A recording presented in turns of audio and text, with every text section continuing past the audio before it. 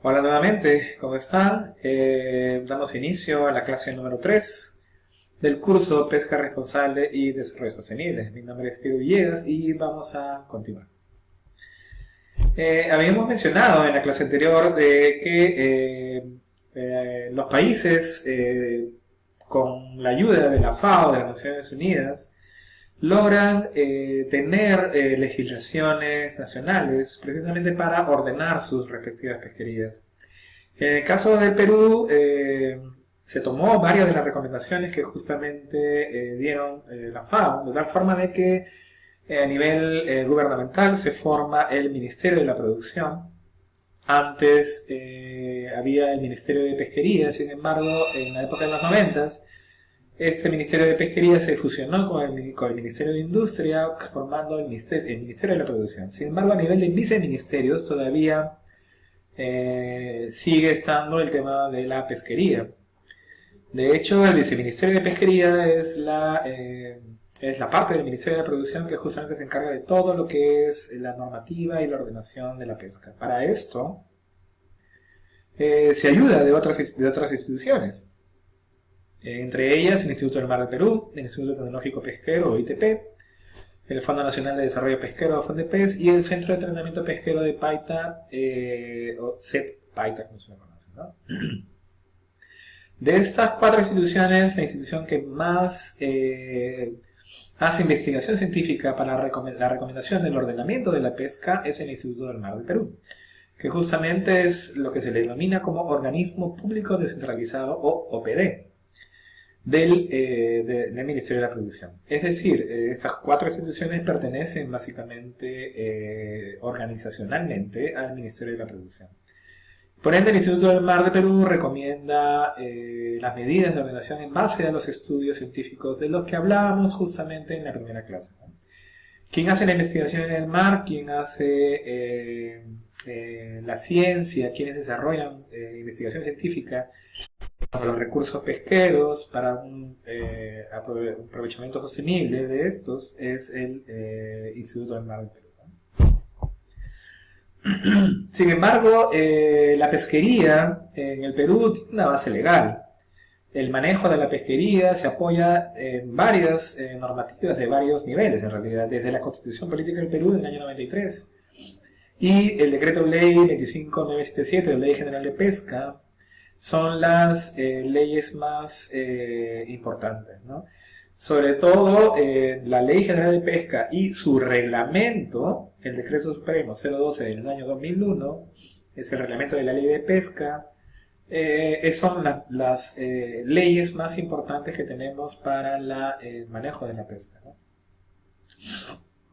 Sin embargo, a partir de estas leyes y su reglamento, se derivan otros decretos supremos, por ejemplo, las que tienen que ver ya con el reglamento de ordenamiento pesquero de temas ya más específicos, como por ejemplo el reglamento de ordenamiento pesquero del recurso choveta y la choveta blanca para consumo humano y directo, por ejemplo, en el año 2010, o el reglamento de ordenamiento pesquero de la choveta peruana, de la Amazonía peruana en el año 2009, por ejemplo, ¿no? Entonces, todas estas normativas ya de un menor rango son derivadas justamente de la reglamentación de la ley de pesca, ¿no?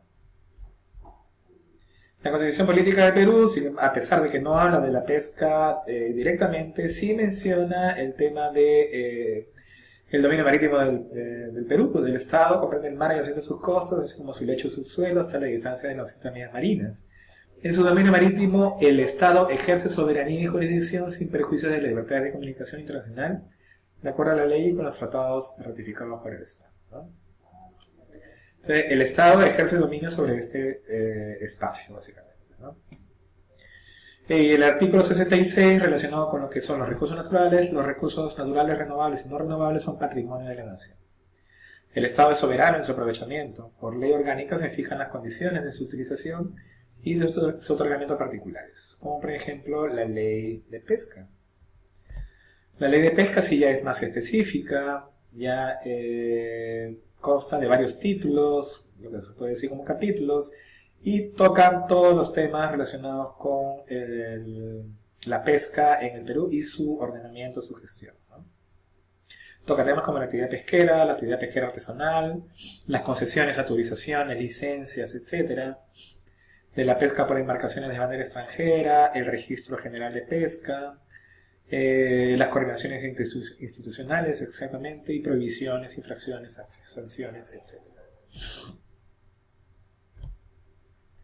Entonces, de acuerdo al reglamento de la ley de pesca, el ordenamiento o la ordenación de la pesca se hace mediante los llamados reglamentos de ordenación pesquera, que tienen como objeto establecer principios y normas más ya específicas para determinados recursos hidrobiológicos, ¿no?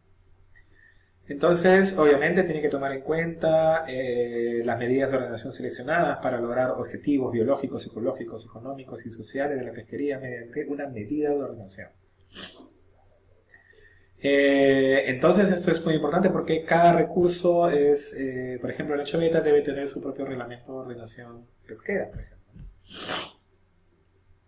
En esta se da a conocer cuáles son las principales regulaciones, por ejemplo, en el tema de las regulaciones de las normas de pesca, el tamaño de la malla, el tamaño de los anzuelos, etcétera, ¿no? Entonces esto es importantísimo porque con el tamaño de la malla se regula el tamaño del pez que puede ser capturado.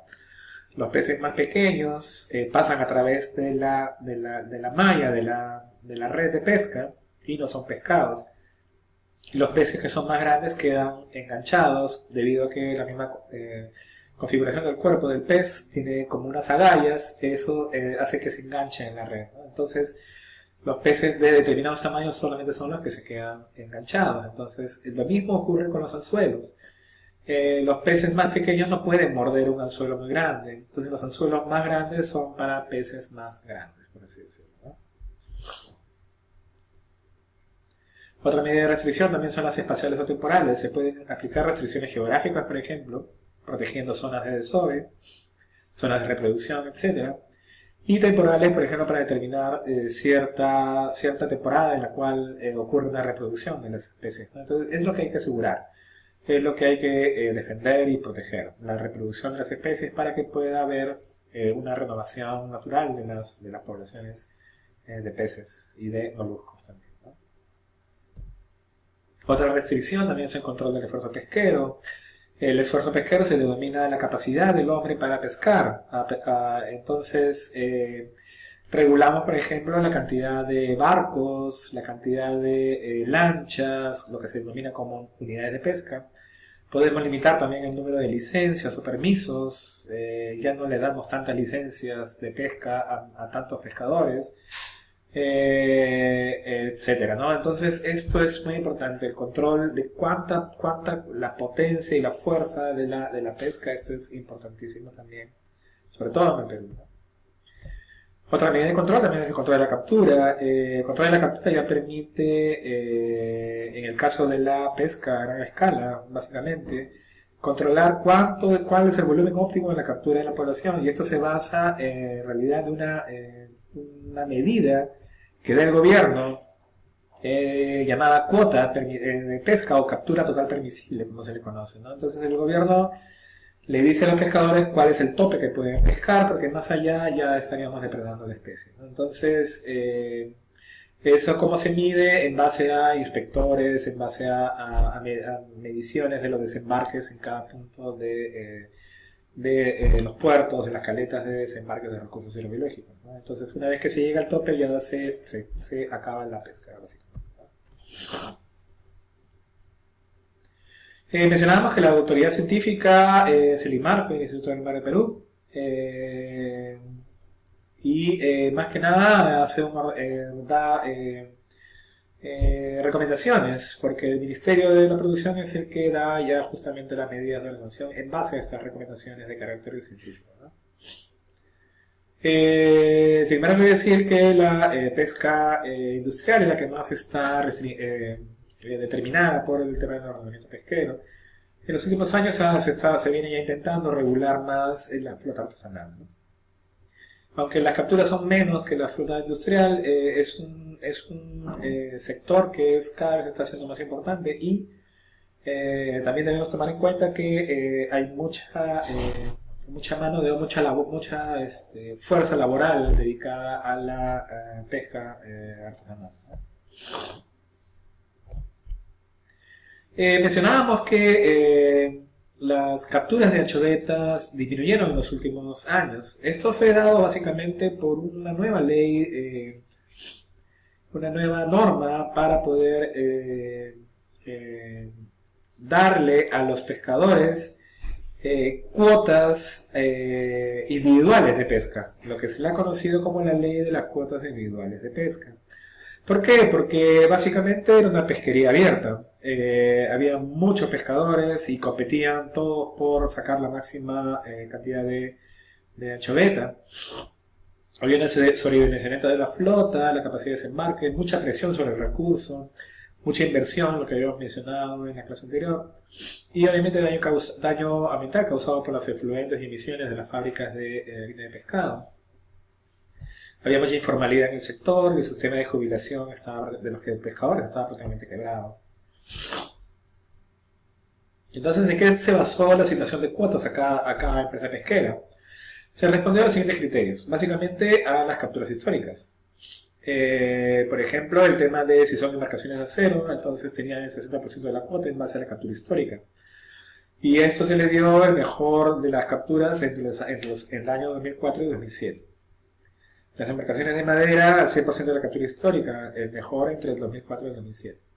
Entonces, ¿a qué se debió esto? Se les daba una cuota fija a cada embarcación o cada empresa. De tal forma que ellos tenían que competir con las otras embarcaciones, porque cada una ya tenía su propia cuota. E incluso estas cuotas, si ellos querían pescarla en determinadas épocas, ellos eran totalmente libres, obviamente bajo los criterios de las épocas de pesca que el Estado tenía que darle, ¿no? No solamente esto, sino que las cuotas también podían ser objeto de compra y venta. Significa de que si una empresa tiene una cuota de pesca y no la puede pescar, la puede vender a otra empresa que sí la puede pescar. Entonces, ya no hay una competencia, ya no hay una carrera, ya no hay el que llegue a la zona de pesca primero, pesca todo y deja al resto sin nada. Se controla de esto, las cuotas de pesca individuales se controlan, ya se tiene compromiso por parte de las empresas y el tema está funcionando en los últimos años, hay que reconocerlo, ¿no? Por ejemplo, si comparamos de la pesca del año 2008 y la de 2009, observamos, por ejemplo, las capturas en el año 2008 fueron estas en color rosado, en color fucsia. Obviamente restringidas a las épocas de pesca, pero vemos de que justamente los picos a los cuales se llegaba diarios ya de pesca llegaban a los 140.000, 150.000 toneladas prácticamente por día. Entonces esto era una presión tremendamente fuerte sobre la biomasa de la anchoveta. En cambio, si distendimos esta pesca muy fuerte al año siguiente, por ejemplo en el año 2009, comenzamos a ver de que ha habido una disminución en las capturas incluso diarias, ¿no? Entonces cada vez se está pescando un poco menos y se está ganando básicamente lo mismo, ¿no? Un factor muy importante para el éxito de estas medidas de ordenación son el tema de la vigilancia y control. El Ministerio de la Producción tiene todo un sistema de mediciones, por ejemplo, donde ejerce el tema de la vigilancia. Tiene inspectores a bordo de las lanchas pesqueras, tiene inspectores en los puertos y tiene inspectores también en las fábricas de pesca. De tal manera de que se tiene monitoreado justamente cuáles son los embarques, las capturas totales, por lancha, por empresas, cuánto entra a la fábrica, cuánto se está produciendo de harina de pescado. Entonces, esto es muy importante de tener, porque así se tienen exactamente las cifras exactas y que las empresas cumplan con sus compromisos también, ¿no? Aparte de eso, también un sistema de seguimiento satelital, ¿ya? Y vamos a hablar de eso en la siguiente diapositiva, que permite tener monitoreados a los barcos, porque tienen unas antenas GPS y permite saber dónde están los barcos exactamente en todo tiempo, ¿no? Ese sistema de seguimiento satelital, o CISESAT, creado con decreto supremo del año 2003, se usa justamente para combatir la pesca depredatoria ilegal, ¿no? Entonces se ve dónde están las lanchas, si están pescando en otro lado, cuánto tiempo de pesca tienen, si están pescando o no. Entonces, todo eso se tiene la información de los días, las horas que les dura la pesca. Y no solamente eso, sino también saber las conductas prohibidas para disuadir de justamente los descartes, etcétera, ¿no? Entonces, las embarcaciones estas que se encuentran bajo este régimen son las embarcaciones de mayor escala, básicamente las llamadas industriales, ¿no? Hay un tema también pendiente, este sistema también deberían tenerlo los de menor escala, sin embargo no se ha avanzado mucho todavía en ese tema, ¿no? Es un instrumento de georreferenciación que todos los titulares de las embarcaciones pesqueras de mayor escala tienen que tener, de tal forma que las lanchas están monitoreadas por los satélites, envían señales con información a los satélites y hay un centro de monitoreo de pesca que se encarga justamente de recopilar la información y de tener en un mapa todos los puntos de las lanchas pesqueras que están justamente moviéndose y efectuando sus labores de pesca. Entonces esto es uno de los grandes avances que se tiene también a nivel nacional, porque no solamente permite monitorear a las lanchas pesqueras nacionales, sino también a las internacionales, de tal forma que podemos determinar, por ejemplo, si una lancha internacional que no tiene permiso para pescar en las aguas nacionales, está entrando al dominio marítimo o no para pescar. Entonces también podemos vigilar de esa forma el medio. Programa de Vigilancia y Control de la Pesca y Desembarque en el Ámbito Marino, o PVC-PDAM, con Decreto Supremo 2007-2003, se busca combatir justamente la pesca ilegal, ¿no? Y buscar el correcto funcionamiento de los equipos electrónicos de pesaje. Se ve también de que es todo un sistema apoyado también por las empresas pesqueras y también por empresas certificadoras que contribuyen también a que se tenga las mediciones exactas de los desembarques y de lo que está entrando de insumos a las fábricas, ¿no? Entonces tiene todo el sistema de pesaje, las balanzas, todo calibrados e incluso certificados por Indecopi. Y los inspectores son de empresas privadas como SGS o Serper, ¿no? De tal manera que se tienen inspecciones en la descarga y pesaje de la choveta, se tienen pesajes en toda la línea de producción de harina de pescado, etcétera, etcétera, ¿no? Entonces se tiene todo altamente monitoreado en ese sentido. Toda la cadena de producción de harina de pescado, desde que el barco entra al muelle a descargar la choveta, se tiene ya todas las mediciones importantes para poder determinar justamente todas las capturas y la producción. El sistema de monitoreo de pesquerías artesanales, sin embargo, es un tema todavía pendiente. El Instituto del Mar tiene 21 lugares de desembarque, tiene inspectores, pero solamente se dedican a lo que es el registro de los desembarques de cada una de las lanchas y por especies y por tipos de embarcaciones, ¿no? Entonces, esto es un sistema que nos da algunas indicaciones de las estadísticas de pesca artesanal. Sin embargo, hace falta mucho todavía en el tema del control justamente de las pesquerías artesanales.